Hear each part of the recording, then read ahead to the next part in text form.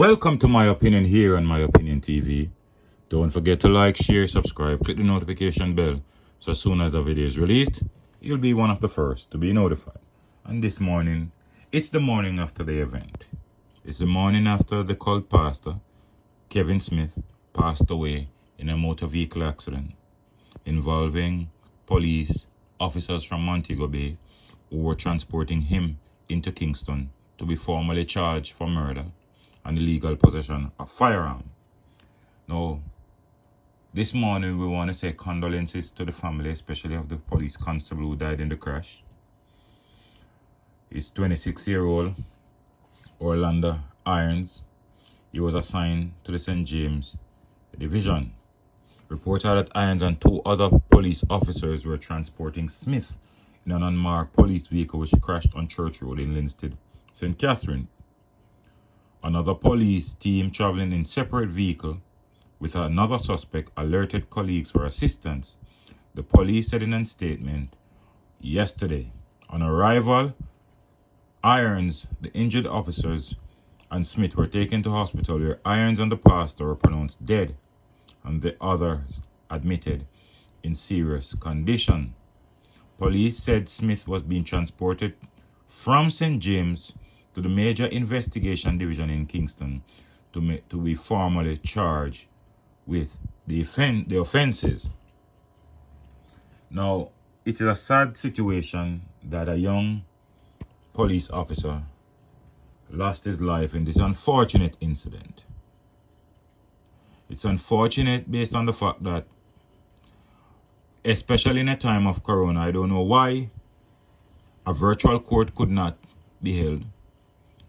I don't know why that route had to be taken because there's a toll road. Is it a case where the police are not given money to deal with transportation from another parish to another parish via the toll road? Is it a situation where the government is so broke, or is it a situation where it's not a policy? There must be some arrangement or some deal broker with the toll operators so that things like these can be averted. I am very, very distraught this morning, especially the fact that the young constable lost his life in an incident that could have been avoided. My questions this morning is, why was one of the suspects traveling in a marked service vehicle and the other in an unmarked vehicle? How an oncoming car missed the first vehicle but somehow managed to crash into the second vehicle? How was the crash so violent that, firemen had to come there and cut the victims out? Is there a big rush to transport criminal at a particular time? If you're moving from Montego Bay to Kingston, is it a case you have to reach at a particular time, so you have to be driving crazy on the road to get to where you want to? I am hearing all type of stories at this point. I'm hearing stories that the first car which was to take him broke down. They had to get another vehicle. Now, especially the fact that Kevin Smith has passed, you're going to hear all type of story. I see things, social media is at its best now. I see stories that the pastor told him, oh, drink your last cup of tea because you won't live to drink anymore. All these crap we've been hearing. But, despite hearing all of this, the minute I heard the incident, my mind flashed back to the Jim Brown situation. Is there a big conspiracy behind this? A lot of persons believe so. And based on how things happen, it's like it gives you an open mind, and that is one of the things that resonates in the mind just the same. It is so unfortunate that a young constable loses his life because of a demonic cult pastor who was trying to lead the flock astray. Yesterday I was in the middle of saying that he was being transported to Kingston to be formally charged when the news broke. Even myself got confused. And even the story that I put out, I made a couple of errors in it because my mind just could not concentrate and figure out what happened. Immediately I thought, hey, something is up. A lot of my subscribers are also saying that this man knows a lot and it's best he'll be taken out rather than taken in alive.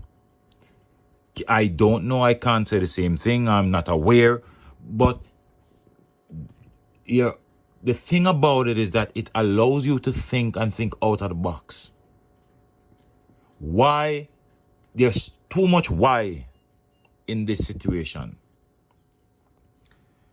Kevin Smith, maybe the plan was never to have him testify in court. The plan was never for him to go there. Maybe because he might spill the beans on some people who is high ranking in the society. Because as we heard, he was transported to the church on the night of the incident by a Jamaica defense major. A policewoman was in the car too. We have seen pictures of him circulating around with politicians. Even though I am not one to jump and say yes. Because, hey, politicians, sport people, they go around and people just randomly take pictures with them. But it seems as if Kevin Smith was heavily involved in cult lifestyle. Tanika Gardner lost her life. But the story that broke yesterday, Kevin Smith lost his. But just to give you an update as it relates to the other one, the police has charged a member of the Pathways International Kingdom Restoration Ministries in St. James with murder. He has been identified as 37-year-old Andre Ruddock. Ruddock was charged yesterday afternoon at the Major Investigation Task Force Division in Kingston with 1 count of murder and 1 count of wounding with intent. He is accused of slashing the throat of Appliance Traders Limited employee Tanika Gardner and wounding another congregant 2 Sundays ago during what is believed to be a bizarre ritual involving human sacrifice at the religious organization buildings in Albion, St. James. Stephanie Lindsay, who is the head of the Corporate Communications Unit at the JCF, said Ruddock was the other individual in yesterday's ill-fated convoy that transported the now deceased leader of Pathways International, Kevin Smith. Both men were destined for a question and answer session in Kingston. We all know the incident happened around 9:30. And, we hope, we haven't heard any news yet as it relates to the other policemen that were seriously injured. We are waiting to see if we can get any form of information as it relates to these officers. But one thing we know for sure, the other person with Kevin Smith, 37-year-old Andre Ruddock, has been charged. Kevin Smith is no longer in the land of the living, so that's his case has been closed. The policeman, 26-year-old Irons of St. James, we send our sincere condolences to his family, and we hope that they'll find some peace in his time. Orlando Irons police was assigned to the St. James Police Division. We hope young constable rather, you in the height of his life, young life, just unfortunate that when people worship the devil, sometimes innocent persons' lives are lost alongside them. But it's a sad story. We hope his family will recover.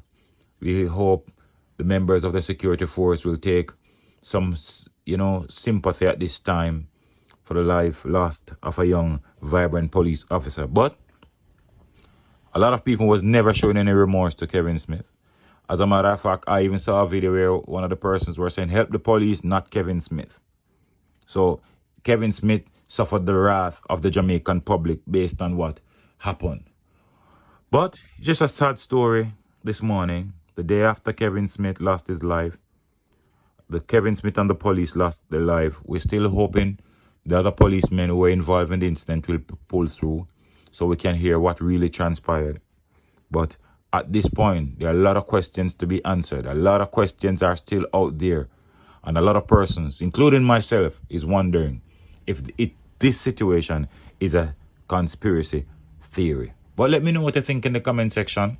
Don't forget to like, share, subscribe, click the notification bell.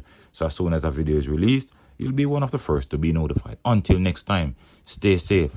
Look out for the children, look out for a neighbor, look out for a loved one, and most of all, keep it locked on My Opinion TV.